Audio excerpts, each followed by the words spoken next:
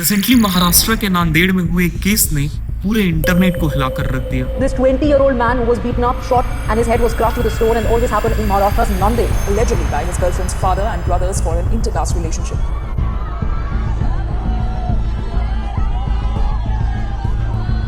ये कहानी है 20 साल के आशिल मामेद्वार और साक्षम ताते की। दोनों 3 साल से रिलेशनशिप में थे और सब सही चल रहा था, लेकिन आंचल के परिवार को उनका यह रिश्ता कास्ट डिफरेंसेस की वजह से बिल्कुल पसंद नहीं था। सक्षम एक शाम अपने दोस्तों के साथ खड़ा था जब आंचल का भाई हिमेश ने उससे झगड़ा शुरू कर दिया। बाद में हिमेश ने गोली चलाई जो सक्षम के रिब्स में लगी और फिर उसके सर पे टाइल से मारा ताकि उसकी जान ले ली जा सके। पुलिस ने कुछ ही घंटों के अंदर हिमेश, उसका भाई और उसके पापा को अरेस्ट कर लिया और फाइनली जब पुलिस ने थोड़ी छानबीन की तो उनको ये पता चला कि ये मर्डर कास्ट डिफरेंसेस की वजह से हुआ था। हम 3 साल से साथ में थे, मतलब हमारा प्रेम संबंध था। मेरे घर वालों को पता चल गया था और वो जय भीम वाला होने की वजह से मेरे घर वालों ने साफ साफ मना कर दिया था उसके साथ शादी के लिए। और इस ट्रेजेडी के बाद दिल दहला देने वाला इंसिडेंट होता है जहां पर आंचल ने सक्षम की डेड बॉडी के साथ शादी कर ली क्योंकि उसका कहना ये था कि उससे उनका प्यार अमर हो जाएगा। मारने वाले जीत कर भी हार गए और हारने वाला मर कर भी जीत गया। आज हमारे प्यार की जीत हुई है। और ये इकलौता केस नहीं है, इंडिया में आपको ऐसे केसेस कई देखने को मिल जाएंगे। अकॉर्डिंग टू एनसीआरबी डेटा 2019 में 25 केसेस, 2021 में 33 केसेस और 2023 में 23 केसेस रिपोर्ट हुए हैं। क्योंकि हमारे प्यारे इंडिया में ये माना जाता है कि losing one's honour is equal to losing one's identity.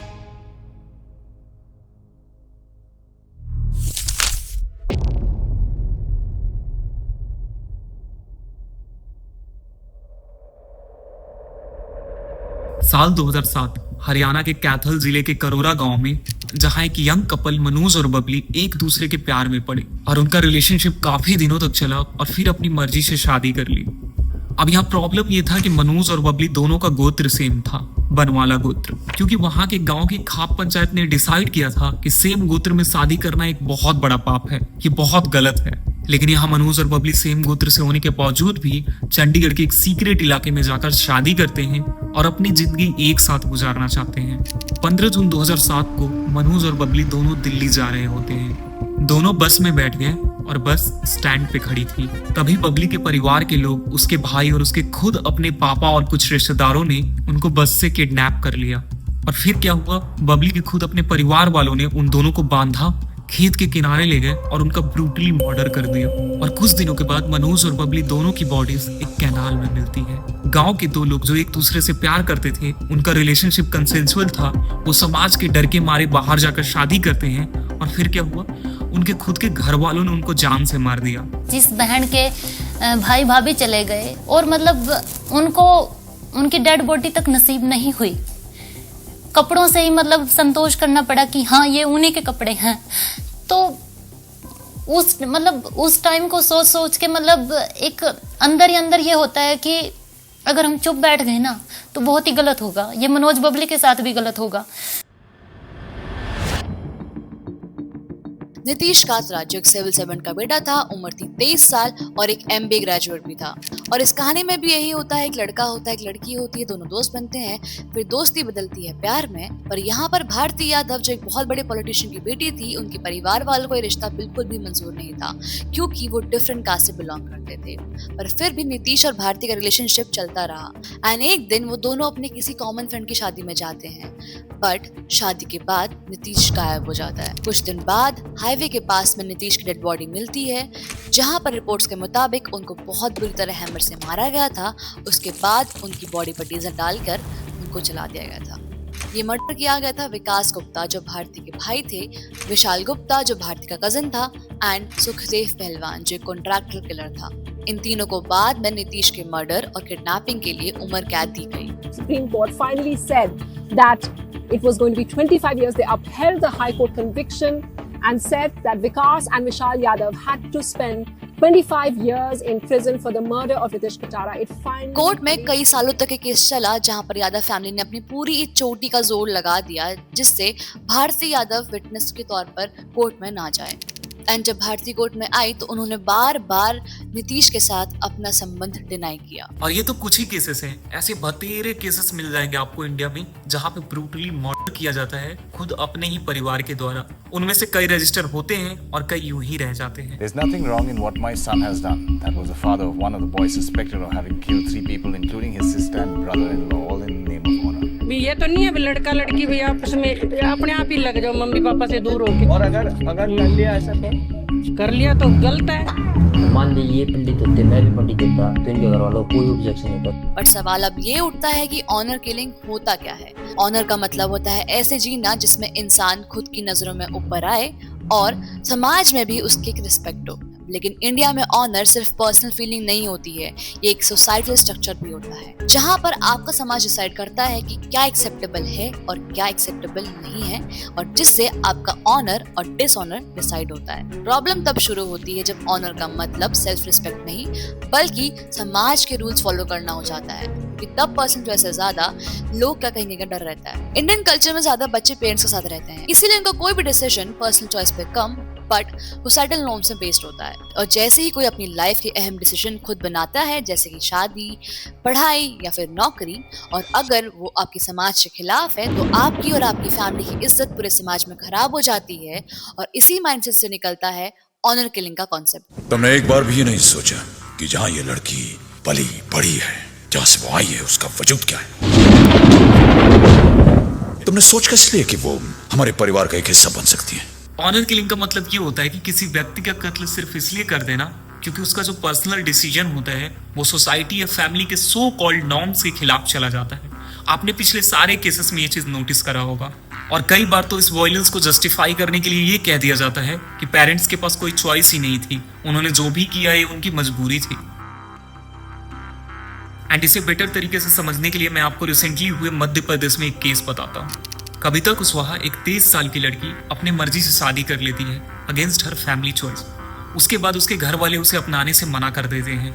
कविता के फैमिली वाले ये मानते हैं कि उनकी बेटी अब उनके लिए मर चुकी है और इसीलिए वो अपनी बेटी का एक नकली पुतला बनाकर उसका अंतिम संस्कार करते हैं।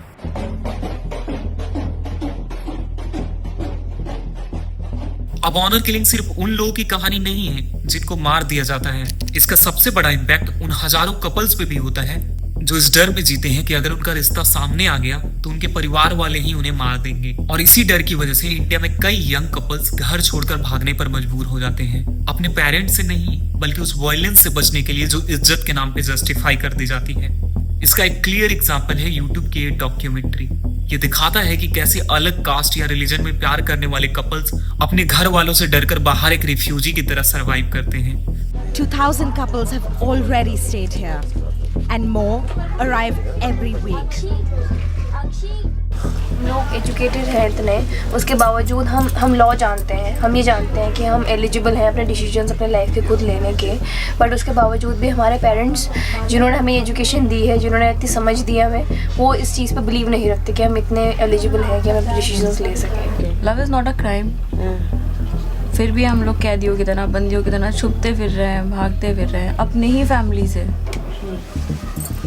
अब ऑनर किलिंग की मोस्टली विक्टिम्स वुमेन होती हैं, जहां पर जैसे अगर वो अरेंज मैरिज के लिए मना करें, फिर सेक्सुअल असॉल्ट का विक्टिम होना, प्री मैरिटल रिलेशनशिप या फिर अपने टॉक्सिक हस्बैंड से ही डिवोर्स लेना क्यों ना हो, पर अगर वो समाज के लिए खराब है तो वो डिसऑनर लाता है। बट ऑनर किलिंग के केसेस सिर्फ इंडिया तक सीमित नहीं है। Countries like Bangladesh, Pakistan, US, Israel और चाइना, यहाँ पर भी ऑनर किलिंग के केसेस बहुत प्रोमिनेंट है। फॉर एग्जाम्पल बहनाज महमूद केस जो यूके में 2006 में हुआ था। They killed her there just for being in love. I mean, sometimes I am thinking why love should be so hated. And video में आगे बढ़ने से पहले मैं आपको ये बोलना चाहूंगी कि अगर आपको हमारी वीडियो अच्छी लगती है, if you like our breakdown videos and explainer videos, then please subscribe us, क्योंकि इसमें काफी मेहनत लगती है। अब इंडिया में ऑनर किलिंग के मल्टीपल रीजंस हैं, लेकिन इसका one of the major reason है कास्ट, जिसके अंदर भी सब फैक्टर्स होते हैं जैसे हाइपोगैमी एंड एंडोगैमी। अब देखो सोसाइटी में upper caste and lower caste का एक हायरार्की बना हुआ है, एंड जब कोई अपने से छोटे कास्ट वाले व्यक्ति से शादी करता है तो उसे हाइपोगैमी कहते हैं। एंड एंडोगैमी का मतलब होता है सेम गोत्र में शादी करना। एंड ये दोनों चीज इंडियन सोसाइटी के अकॉर्डिंग काफी डिसऑनर्ड माने जाते हैं। बट एक शादी किसी कम्युनिटी के खिलाफ है या नहीं, ये डिसीजन लेता कौन है? ये होती हैं सेल्फ प्रोक्लेम्ड कोर्ट्स और कम्युनिटी कॉल्ड खाप पंचायत। खाप पंचायत एक ट्रेडिशनल इनफॉर्मल कास्ट काउंसिल होती है जो मेनली नॉर्थ इंडिया के रूरल एरियाज में काम करती है, खासकर हरियाणा, वेस्टर्न यूपी और राजस्थान के इलाकों में। खाप पंचायत में टिपिकली 12 से 24 मेंबर्स होते हैं जो कि ज्यादातर मेन के द्वारा ही लीड किया जाता है, जो किसी एक केस को जस्टिफाइबल और अनजस्टिफाइबल बताते हैं। And the most prominent example was the Manoj and Babli case, जिसमें आपने देखा कि कैसे दोनों इंडिविजुअल बनवाला गोत्र के थे, जो कि खाप के अकॉर्डिंग उनको सिबलिंग्स माना जा रहा था, जो कि नहीं थे। जिसके बाद खाप पंचायत ने फैसला किया कि ये शादी समाज के अकॉर्डिंग इनवैलिड है। बट क्या ये सारे केसेस लीगली वैलिड हैं? Let me tell you. देखो, हमारे कॉन्स्टिट्यूशन के प्रोविजंस जैसे आर्टिकल 21, 15, 14 और एडिशनली 19 ये कास्ट डिस्क्रिमिनेशन के अगेंस्ट बात करते हैं और इक्वालिटी को प्रमोट करते हैं। वहीं स्पेशल मैरिज एक्ट 1954 जो दो इंडिविजुअल्स को regardless of religion, caste and birth और इवन फेथ लीगली शादी करने का प्रोविजन देता है। एंड इसमें ऑब्जेक्शन सिर्फ उन शादियों पे लग सकता है जिसमें व्यक्ति या तो पहले से ही शादीशुदा हो, नाबालिग हो, उसने कोई फ्रॉड किया हो या जबरदस्ती उसकी शादी करवाई जा रही हो, ना कि किसी जाति, धर्म और परिवार वालों के ऑब्जेक्शन पर। एंड कुछ ऐसा ही हिंदू मैरिज एक्ट 1955 भी इन शादियों को लीगली वैलिड बताता है। So after these articles of our constitution, हमें तो पता चलता है कि जितने भी हमने केसेस कवर करे हैं ऊपर, वहाँ के विक्टिम्स के पास राइट था शादी करने का, डिस्पाइट देयर कास्ट डिफरेंसेस या फिर रिलीजियस डिफरेंसेस। बस बात ये थी कि समाज को शादी मंजूर नहीं थी और इसीलिए उनको जान से मार दिया गया। अगर हम वर्ल्ड वाइड स्टैट्स से तो यूएन के मुताबिक अराउंड 5000 वुमेन ऑनर किलिंग का सामना करती हैं, जिसमें से 1/3 women are from India and Pakistan. And कुछ रिपोर्ट्स तो ये मानती हैं कि हर साल करीब 20,000 से ज्यादा ऑनर किलिंग के केसेस सामने आते हैं या फिर वो रिपोर्ट होते हैं। अगर हम बात करें इंडिया की तो according to NCRB latest report, India में अराउंड 38 केसेस रिपोर्ट हुए हैं ऑफ ऑनर किलिंग, जहां पर टॉप क्या है झारखंड एंड हरियाणा ने, जिसने टोटल केसेस में से 42% केसेस इन दोनों स्टेट से हैं। बाकी 58% केसेस मध्य प्रदेश, यूपी, बिहार, पंजाब और बाकी स्टेट से हैं। बट ये सारे केस तो रिपोर्ट हो गए, क्योंकि मजे की बात तो ये है कि इंडिया में ऑनर किलिंग के नाम से कोई भी क्राइम नहीं है।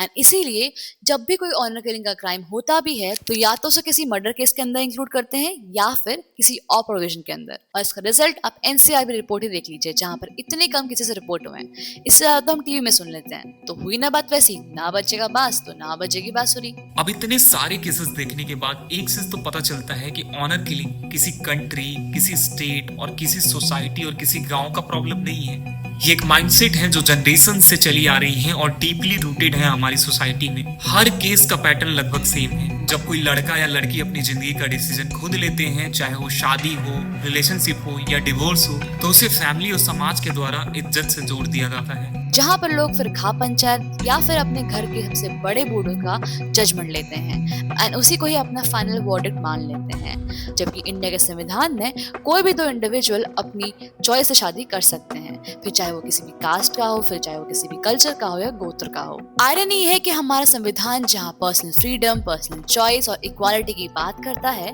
वहीं ग्राउंड रियलिटी में हम कुछ और ही देखते हैं, जहाँ पर लोग अभी भी सोसाइटल नॉर्म्स और लोग क्या कहेंगे के डर से जी रहे हैं। हमारा सामाजिक मुताबिक से हम कोई अलाउ नहीं करते। बच्चा सब के होते हैं, पर हमारे सपना जैसी लड़की तो सही में इतनी खड़ाई, इतनी भगवान किसी को ऐसी लड़की नहीं दे। और जब तक सोसाइटी में ऑनर किलिंग को एक सेपरेट क्राइम की तरह ट्रीट नहीं किया जाएगा, तब तक सोसाइटी में पर्सनल चॉइस को एक्सेप्ट नहीं किया जाएगा। और तब तक ये सिर्फ रिपोर्टेड नंबर्स का इशू नहीं रहेगा, बल्कि एक ऑन गोइंग रियलिटी बना रहेगा। हमें समझना होगा कि ऑनर का मतलब किसी का जिंदगी कंट्रोल करना नहीं होता। ऑनर का मतलब होता है किसी इंसान को उसे बिना डर के जिंदगी जीने देना, क्योंकि there is no honour in honour killing.